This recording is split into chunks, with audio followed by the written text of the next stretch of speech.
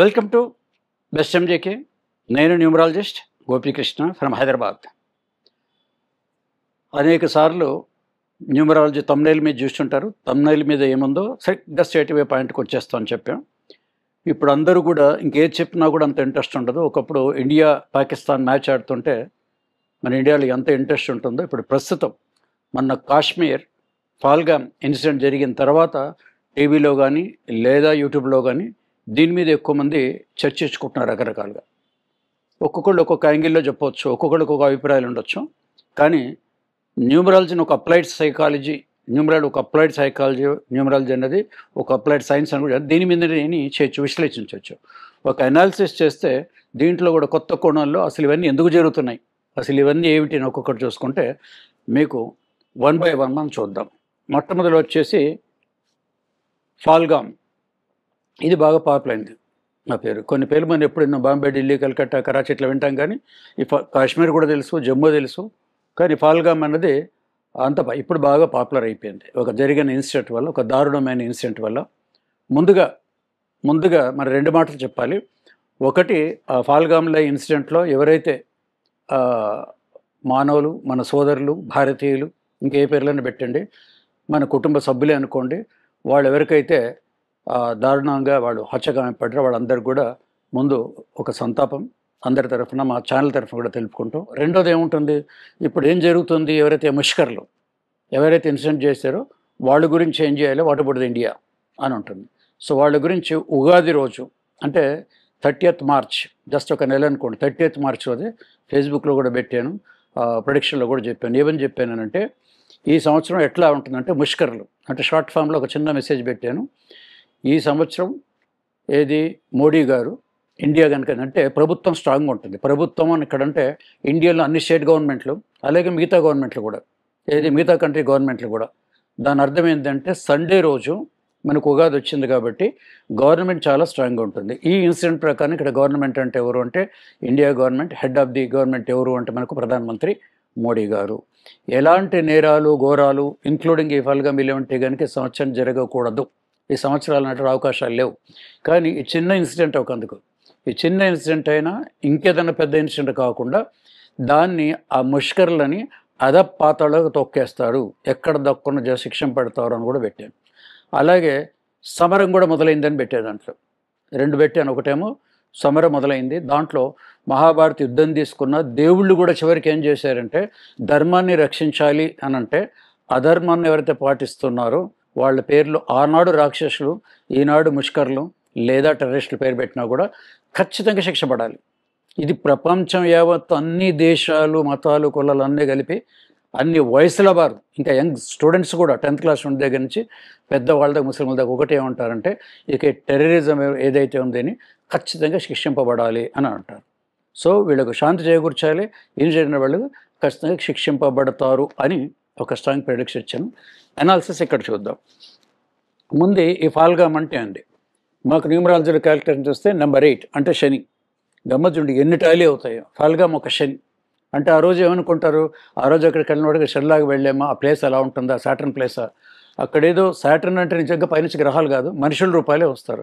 షెల్లాగా ఎవరు వచ్చి ఉంటారు అంటే ఆ సోకాల్డ్ ముష్కర్లు లేదా టెర్రరిస్ట్, వాళ్ళు నెంబర్ 8. ఆ తర్వాత ఏ రోజు వచ్చారు వాళ్ళు 22 April 2025, మళ్ళీ అది టోటల్ 8 వస్తుంది. మళ్ళీ ఆ డేట్ కూడా ఆ 22nd డెస్టినీ కూడా 8. అంటే ఆ రోజు డెస్టినీకి ఏమవుతుందంటే ఇలాంటి ఇన్సిడెంట్ జరుగుతుంది, కానీ ఫాలో అప్ ఉంటుందో మనకు తెలియదు. ఫాలో అప్ ఎలా ఉంటుందంటే ఎంతో తెలివితేటలుగా దొంగలు, నేను ఉగ్రవాదులు అన్నాను, దొంగలు బ్యాంకులో దోపిడీ చేసి వెళ్ళిపోతారు. వాళ్ళు ఎంత తెలివిపోయినా కూడా చేసిన తర్వాత వాళ్ళు భయంతో పారిపోవాల్సి వస్తుంది.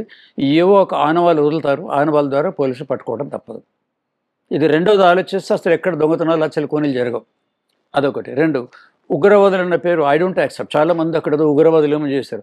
ఉగ్రవాదులు అంటే బాగా కోపం ఉన్నవాళ్ళు, పాతకడ అలెగ్జాండర్ లాంటి వాళ్ళు లేదా పరశురాములు లాంటి వాళ్ళు, వీళ్ళందరూ ఫేస్ టు ఫేస్ యుద్ధం చేసి చంపితే వాళ్ళని ఉగ్రవాదులు చాలా కోపంగా ఉంది. ఇంకా రకరకాల పేరు పెట్టారు, యాంగ్రీ మ్యాన్ పెట్టచ్చు, అమితాబ్ బచ్చన్ కావచ్చు. కానీ వీళ్ళు అమితాబ్ బచ్చన్ ఉగ్రవాదులు కాదు, పిరికి సన్నాసులు, పిరికి పందలు అని చెప్పాలి. ఎందుకు పెరిగి పందాలంటే వాళ్ళు అసలు మగాళ్ళు కూడా గారు. ఒక మామూలు అమాయకులు అక్కడ ఉంటే వాళ్ళు కాల్చేసి వెళ్ళిపోయారంటే దీంట్లో ఉగ్రవాదం ఎక్కడుంది? వాళ్ళ ఫైటర్స్ ఎట్లా అవుతారు? దాంట్లో కొంతమంది మిలిటెంట్స్ ఎట్లా అవుతారు? ఇవన్నీ పేర్లు కాదు. ఖచ్చితంగా 1000% వాళ్ళు పెరిగి పందాలు. కాల్చిన తర్వాత ప్రాణభయంతోనే పారిపోయారు. సరే అది వదిలేయండి, ఇదేం గొప్పతనం కాదు. కానీ ఇప్పుడు ఎక్కడ అవుతుంది? ఇక పారిపోతుంటే భూలోకంలో ఎక్కడున్నా అదో పాతాళలోకంలో చంద్రమండలో పోయినా సరే వాళ్ళని విడిచిపెట్టను అని మోడీ గారు చాలా స్ట్రాంగ్గా చెప్పారు. ఇంత స్ట్రాంగ్గా ఎప్పుడు మీరు విని ఉండరు. ఇంటర్నేషనల్ వాళ్ళకి సజెస్ట్ చేసుకుంటే ఎంటైర్ వరల్డ్ ప్రపంచాన్ని కూడా చెప్తూ ఎస్ వాళ్ళు నేను వదిలిపెట్టను అని చెప్పాడు అనమాట. ఇప్పుడు ఏమైంది కథ అంతా? ఆ చేసే చిన్న చేశారు కానీ ఇప్పుడు ఆ పాపం వాళ్ళని వెంటాడుతూ ఉంటుంది. ఇది జరిగింది. ఇది నెంబర్ 8 సాటర్న్ శని. ఆ తర్వాత చూస్తుంటే మనం 15 ఆగస్టు చెప్పుకుంటాం. ఇది 15th ఆగస్ట్ 1947 స్వతంత్రం రోజు. 15th 8 1947 మళ్ళీ అది కూడా నెంబర్ 8. అది కొంతవరకే. అంటే చాలామంది 15th ఆగస్ట్ స్వతంత్రం పూర్తిగా రాలేదు, డిక్లేర్ అయ్యింది అన్నారు. పూర్తిగా ఎప్పుడు వచ్చింది కంప్లీట్గా? రిపబ్లిక్ డే ఎప్పుడు వస్తుంది మనకు? 26 డే రోజు వస్తుంది. రిపబ్లిక్ డే 26 రోజు. మళ్ళీ again that is also Saturn. అంటే కొన్నాళ్ళేమో మనకు భారతదేశం ఇది ఎంత మంచి దేశమైనా, ఇక్కడ ఎంత పవిత్రత ఉన్నా, ఎంత గొప్ప దేశమైనా కూడా ప్రతిసారి ఎందుకో ఏదో ఎవరి ద్వారా పీడించబడుతుంది, ఎవరో ఆధీనంలోకి వెళ్ళిపోతుంది. బ్రిటిష్ వాళ్ళతో కొంతకాలం పోతే ఇప్పుడు ఇలాంటి దీంతో అనమాట. ఇదైనా టెర్రరిస్ట్ షోట్లో కంటిన్యూషన్. ఇప్పుడు ఫ్రీ ఇండియా అయిపోయినా కూడా, ఇండిపెండెన్స్ వచ్చినా కూడా, ఇన్నేళ్ళు అయితే ఇండిపెండెన్స్ వచ్చినా కూడా ఈ దరిద్రం ఇంకా ఉంది. దాంట్లో కాశ్మీర్ ఇష్యూ జరుగుతుంది అక్కడ. తర్వాత టెర్రరిజం ఉంది. ఈ టెర్రరిజం కూడా అప్పటి నుంచి దాదాపు సంవత్సరం నుంచి 1940 అక్కడి నుంచి కూడా మెల్లమెల్లగా అప్పుడప్పుడు కొంత గ్యాపులు తీసుకున్నాడు. ఇన్ కంటిన్యూషన్ ఉంది. ఎప్పుడు దీనికి అసలు ఫుల్ స్టాప్ పెట్టలేదు. 4 సార్లు యుద్ధాలు చేయడం కూడా పాకిస్తాన్కి. అది అక్కడ అంటే అదొక శని కంటిన్యూషన్ అవుతూనే ఉందన్నమాట. ఇప్పుడు ఈ టెర్రరిజం అనే శని పోవాలి నెంబర్ 8. దీన్ని ఎవరు ఎందుకు అంగీకరించారు అన్ని కంట్రీస్ అంటే, ఈ కంటిన్యూషన్ పాలసీ ఎవరు అంగీకరించారు. ఎందుకు అంగీకరించారు అని అంటే, బికాజ్ వీళ్ళు వచ్చిందంతా కూడా ఇక మన కంట్రీ కూడా తీసుకోవాలి కదా. పాకిస్తాన్కి కాశ్మీర్కి లింక్ చెప్తాను. పాకిస్తాన్ పదం వచ్చి నెంబర్ 7 అంటే న్యూమరాలజీని ఈవెన్ అస్ట్రాలజీ కూడా కేతు అని అంటాడు. అంటే ఈ నెంబర్ 7 వాళ్ళకి ఎలా ఉంటుందంటే, ఇక్కడ చెప్పాను నెప్ట్యూన్ అంటే పావర్టీ. మీరు ఆలోచించండి, అప్పటి నుంచి ఇప్పటిదాకా 2 విడిపోయాయి కదా. విడిపోయిన తర్వాత రెండో ప్రపంచ యుద్ధంలో జపాన్ మీద అందరికీ తెలుసు బాంబులు పడ్డాయి. కానీ వాళ్ళు అంతకాలంలో కష్టపడి పైకి వచ్చేసి ఆ కంట్రీని పైకి తీసుకొచ్చారు. ఇది అన్నదమ్ముల్లాగా విడిపోయారు అనుకుందాం. ఏది 48 నుంచి. మరి ఈ లోపల భారతదేశం ఎంత అభివృద్ధి చెందింది, మిగతా చింత ఎందుకు అభివృద్ధి చెందాయి కదా. Why not Pakistan? అంటే వీళ్ళకు ఎప్పుడు పావర్టీ. ఈ నెంబర్ 7కి అంటే పావర్టీలోనే ఉంటుంది. ఒక రకంగా చెప్పాలంటే సైకిక్ బ్రెయిన్ ఉంటుంది. ఆ సైకిక్ బ్రెయిన్ అంటే ఇలాంటివన్నీ టెర్రరిస్టులు పెంచడము, టెర్రరిస్ట్ కాదు డర్టీ థింగ్స్ కూడా అన్నాడు ఆయన. జస్ట్ ఇన్నాళ్ళు మేము ఒక డర్టీ థింగ్స్ చేసాం in favour of some other countries అన్నాడు. సో ఆ డర్టీ పనులు చేయటము, ఇలాంటివన్నీ పనికిమాలిన పని చేయటం వల్ల ఆ కంట్రీ ఎప్పటికీ పడుతుంది. రిజల్ట్ ఏం లేదు. మీరు ఏమన్నా చేయండి, దొంగతనం చేయండి, అన్నీ చేయండి, మీరన్నా బాగుపడాలి కదా. ఈ కంట్రీ ఇంతవరకు ఎప్పుడు ఇన్నేళ్ళు అయినా కూడా బాగుపడలేదు. దీనికంటే చిన్న చిన్న కంట్రీస్ కొన్ని డెవలప్ అయినా ఉన్నాయన్నమాట. సో ఈ ఒక్క పాయింట్ తెలిస్తే అసలు టెర్రరిజం ఉండదు కదా. ఇవి చేశారు. ఇంతకు మీరు ఏం చేస్తారు దీనివల్ల అంటే, దేర్ ఇస్ నో ఒక ఆబ్జెక్ట్, ఒక గోల్ అంటే వాళ్ళకి ఏం లేదు. దొంగతనం పోవాలి, ఏమో చేసి రావాలి, మళ్ళీ మన వాళ్ళు సైనికులు పోవాలి, ఆటోలు 4 పోవాలి. ఇది continuation. So Pakistan the main point number 7 Neptune అయిపోయింది. ఆ తర్వాత మన ఉగాది అని చెప్పాను 33/2025 చెప్పాను. ఇదేంటంటే టోటల్ 6 వీనస్ ఈ సంవత్సరం. అంటే ఈ సంవత్సరం అందరికీ ఎలా ఉందంటే, దీనికి తోడు మళ్ళీ ఈ డే కూడా ఉగాది వచ్చింది కాబట్టి ఈ సంవత్సరం మొత్తం సంవత్సరం డెఫినేషన్ విశ్వావస్కి ఏం చెప్పానంటే, అంటే యూనివర్సల్ విశ్వావసం నాట్ ఓన్లీ ఇండియా. విశ్వావస్ అంటే యూనివర్సల్ వెల్త్, యూనివర్సల్ ప్రాస్పరిటీ అని ఉంది. అంటే సంవత్సరంతో అందరూ హ్యాపీగా మన ఆర్థికంగా ఫైనాన్షియల్గా డెవలప్ అవుతూ ఓన్లీ పాజిటివ్గా ఆలోచిస్తే ఈ దాడులు, ఆటంకాలు, దోపిడీలు చేయకుండా అందరూ కూడా అన్ని కంట్రీస్ అందరూ డెవలప్ అయ్యే సంవత్సరం అనమాట. హ్యాపీ న్యూ ఇయర్ అంటే ఇంకా డే 1 నుంచి మొత్తం ఇయర్ అంతా హ్యాపీ న్యూ ఇయర్గా ఉండాలి. కానీ హ్యాపీ లేకుండా ఇవన్నీ కూడా డిస్టర్బెన్స్ వచ్చాయి. యాక్చువల్లీ ఇది జరగవలసింది. కాబట్టి దీన్ని బట్టి యుద్ధం ఎట్లా ఉంటుందో కూడా మనకు నెక్స్ట్ వీడియోలో చెప్తాను. కమింగ్ వీడియో ఉంది. సో ఇక్కడ వచ్చేసి సండే వచ్చింది. ఇందుకు ఇప్పుడు ఏం జరుగుతుంది, మోడీ గారు ఏం చేస్తారు, అందరూ ఏం ఎక్స్పెక్ట్ చేస్తున్నారు మొత్తం ఇండియన్స్ అని అంటే, ఇక్కడ డే వచ్చి సండే ఉగాది అయింది. సండే ఉగాది ఉంది కాబట్టి ఈ ఇయర్ అంతా కూడా కమింగ్ నెక్స్ట్ ఏప్రిల్ వరకు, ఈ ఏప్రిల్ టు ఏప్రిల్ వరకు ఇక్కడ సూర్యుడు అధిపతి అవుతారు, సన్ గాడ్. సండే వచ్చింది కాబట్టి సూర్యుడు అంటే ఎవరంటే హెడ్ ఆఫ్ ది డిపార్ట్మెంట్. ఇక్కడ ఢిల్లీకి ఈయన వస్తారు. ఎవరు? ఆయన మోడీ గారు. అందుకే ఈసారి Indian government are Indian army ఒక నాయకుడిగా తీసుకుంటే మోడీ గారు ఇక్కడ ఇండివిజువల్గానే వస్తుంది. వచ్చి దీన్ని అధపాత్రలోకి తొక్కేస్తూ ఉంటారు. నిజంగా చేస్తారా లేదంటే మీకు ఇంకో చిత్రమైన పాయింట్ చెప్తాను దీంట్లో. ఇది చెప్పి ముగిద్దాం. ఇక్కడ అసలు ఏంటి మూడింటికి లింకు? ఇది ఇండియా, ఇది పాకిస్తాన్. India's number 3. దీన్ని విశ్వగురు అంటాం. ఎందుకంటాం నెంబర్ 3 ఇస్ అ జూపిటర్. ఎందుకో శాస్త్రంగా అందరూ ఒప్పుకోండి. నెంబర్ 3 అంటే ఇండియా అన్న భారత్ అన్న జూపిటర్. ఇది గురు, విశ్వగురు అని కూడా పేరు. మన దగ్గర ఒకప్పుడు డబ్బులు సంపద కోట్లు ఇవన్నీ లేకపోవచ్చు, కానీ నాలెడ్జ్ పంచింది ఎవరు అంటే ప్రపంచం మొత్తంలో ప్రతి వాళ్ళు చచ్చినట్టు ఒప్పుకోలేదు, ఓన్లీ ఫ్రమ్ ఇండియా. ఫైనాన్షియల్ అప్పుడంతా లేదు, 1962 వరకు లేదు. But today not only that, ఇప్పుడు మన ఫైనాన్షియల్ కూడా పైకున్న నెంబర్ 1. నెంబర్ 3 ఇది. మరి ఇక్కడికి వచ్చేసి ఈ పాకిస్తాన్ ఇది నెంబర్ 7, కాశ్మీర్ ఏమిటి నెంబర్ 9. కాశ్మీర్ ఇక్కడ రాస్తాను, కాశ్మీర్ ఇక్కడ, కాశ్మీర్ ఇస్ నెంబర్ 9. ఇప్పుడు ఈ రెండింటి మధ్యలో ఏంటి లింక్ అంటే, ఇక్కడ పాకిస్తాను దీంట్లో ఉంది. ఈ పాకిస్తాన్ సంబంధించిన వాళ్ళు గుర్తుపెట్టుకోండి, 70% పాపులేషన్ కాశ్మీర్, 30% ఇండియన్స్ ఉంటారు. అదే జమ్మూకి వెళ్ళిపోతే అక్కడ 70% హిందూస్ ఉంటారు, 30% వాళ్ళు ఉంటారు. కానీ మన పేర్లు ఎప్పుడు ఆ జమ్మూ ఇంకా లడాక్ ఇంకా పక్కేరు, కాశ్మీర్ అని వస్తుంది. Kashmir is number 9. నెంబర్ 9 అంటే హాట్ ప్లానెట్స్, అంటే ఎప్పుడు ఏదో ఉద్రిక్తలు దాడులు జరుగుతూ ఉండాలన్నమాట. ఎప్పటి నుంచో కాశ్మీర్ జరుగుతుంది. ఏది ఎంట్రీ ఒక రకంగా చూస్తే దాని దోపిడీ, 2 దేశాలు దాన్ని ఆక్యుపై చేశాయి.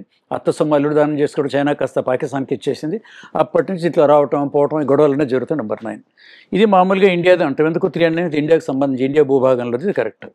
మరి దీనికి పాకిస్తాన్ లీడ్తో ఎందుకు ఉన్నారు, అంత ఎందుకు ఎంట్రీ జరుగుతుందంటే, ఇక్కడ పాకిస్తాన్ నెంబర్ 7, దీనికి కొంత ఉంది. ఈ రెండు కూడా కొంత ఫ్రెండ్లీ. ఎట్లా ఫ్రెండ్లీ అని అంటే, వాళ్ళ కాశ్మీర్ బాగా నడుస్తుంది అక్కడి నుంచి. మరి ఇండియాలో మీకు ఇన్ని ప్లేసెస్ ఉంటే కాశ్మీర్ ఒకటే దొరికిందా దాంట్లో ఎంట్రీగా పోట్లాడటం కోసం? ఇంకో చోట ఎక్కడైనా చేయొచ్చు కదా. కాశ్మీర్ టు కన్యాకుమారి అంటుంటే ఇది మనకి తలభాగం లాంటిది.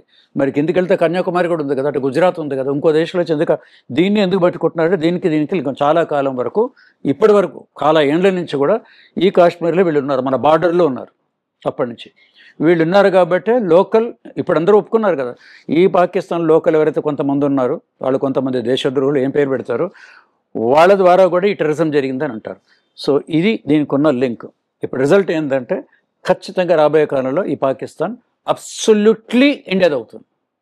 ఇక ఈ గొడవలు ఉండవు. ఇక ఫ్యూచర్లో దీని గురించి ఈ మధ్యలో ఉండదు, మీద మాదంటే అబ్సల్యూట్లీ ఇది ఫ్రీ అయిపోతుంది. సో చివరిగా ఒక మాట ఏంటంటే, అనేక సందర్భాల్లో దాదాపు ప్రతిరోజు ఎక్కడో ఒక చోట ఏ సందర్భాల్లో ఎక్కడైనా సరే, లేదా 15th ఆగస్ట్కి 26కి ఇలాంటి సందర్భాల్లో కూడా మన జాతీయ పండుగల్లో కూడా మన జాతీయ గీతం పాడుకుంటూ ఉంటాం. ఇంతకీ ఈ కాశ్మీర్ పరిసరాలంతా కూడా మనదా కాదంటే, పంజాబ్ సింధు గుజరాత్ మరాఠా అని అంటుంటాకండి. పంజాబ్ సింధు అంటే ఆ సింధు నది కూడా ఇండియాలో ఉంది కాబట్టి ఆ సింధు నది నీళ్ళే ఇన్నేళ్ళు కూడటం. ఇప్పుడు అదొకటి కట్ అయిపోయింది. పంజాబ్లో 5 నెలలు ఉంటాయి. పంజాబ్ కూడా మంది. ఇప్పుడు వెస్ట్ పంజాబ్, అట్లాగే west Bengal and east Bengal పేర్లు కొత్తగా వచ్చేది. బంగ్లాదేశ్ అంటే పెద్ద కొత్త దేశం కాదు, ఒకప్పుడు దానికి ఆశ్రయం ఇచ్చాం, అది కూడా ఇప్పుడు ఏకమేకై కూర్చుంది అనమాట. సో జనగణమనలోని పంజాబ్ సింధు గుజరాత్ మరాఠా రోజు అవుతుంటాయి. పంజాబ్ అండ్ సింధు, పంజాబ్ మన ఇండియాదే, సింధు అనేది ఎక్కడ ఉంది కాబట్టి అది మనదే, కాశ్మీరు మనదే. మనం మాట్లాడితే ఇండియా అసలు లెంత్ బ్రెడ్త్ చెప్పంటే ఏం చెప్తాం, కాశ్మీర్ టు కన్యాకుమారి అంటాం. ఇంకొక ఢిల్లీ టు కన్యాకుమారి ఎందుకంటలేదు మనం, అంటే ఢిల్లీ వరకు మనం అన్నట్టు. కాశ్మీర్ టు కన్యాకుమారి ముమ్మాటికిది ఇండియాదే. ఎవడు ఒప్పుకున్నా ఒప్పుకోకపోయినా కూడా అతి సమీపంలో ఇది టోటల్ డిక్లేర్ అవుతుంది. ఇప్పటికే మన భూభాగంలో ఉంది. ఇంకా కొసమెరుపు ఏం చెప్పానంటే, మరి మొత్తం ఎక్కడ ఉంది సార్, ఇంకా కాశ్మీర్ కొంచెం ఆక్రమణ లేదు. ఇప్పుడు ఈ సంవత్సరం లోపలే ఆక్రమిత భూభాగం ఏదైతే ఉందో అది కూడా మనదే అవుతుంది. ఇది హ్యాపీ న్యూస్ ఫర్ యూ.